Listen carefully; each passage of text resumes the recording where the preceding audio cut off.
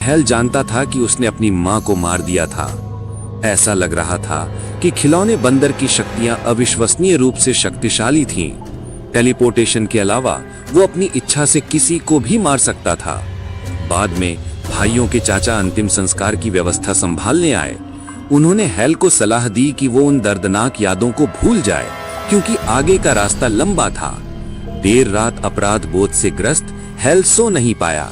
उसे पता भी नहीं था कि इस सब का स्रोत खिलौना बंदर था।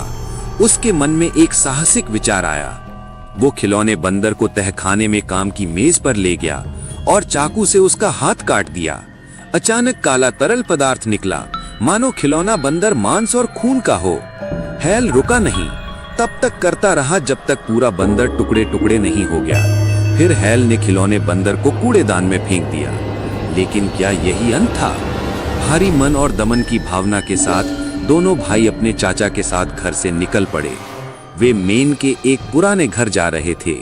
शायद समय और परिवर्तन के साथ वो धीरे धीरे अपने बचपन के साए भूल जाएंगे।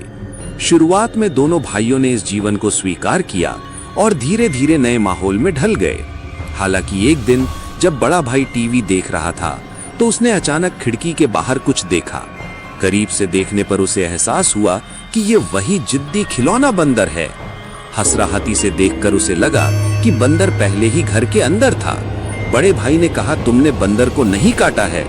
तभी उसे पता चला कि जब उससे पूछा गया कि वो दुष्ट खिलौना क्यों लाया है, तो हेल ने कहा कि उसने उसे पहले ही काट दिया था। ऐसा लग रहा था कि खिलौने बंदर को नष्ट करना असंभव था। चर्चा के बाद दोनों भाइयों के मन में पहली बार एक ही विचार आया। दोनों को यकीन था कि खिलौने बंदर ने नानी को मार डाला था। इस परिकल्पना की पुष्टि करने के लिए बड़े भाई ने यांत्रिक चाबी को फिर से घुमाकर ये देखने का फैसला किया कि क्या कुछ और होता है।